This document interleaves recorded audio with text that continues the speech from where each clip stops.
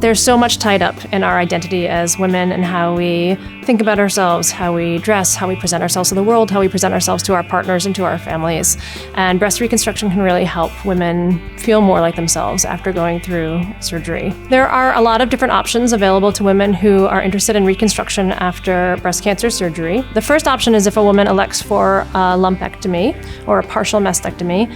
If she has very large breasts, occasionally what we can do is combine that with something like a breast reduction or another procedure to help reshape the tissues and get a better cosmetic outcome from that procedure. If breasts are being removed entirely, so if she's undergoing a mastectomy, either on one or both breasts, then we have a couple of options for reconstruction.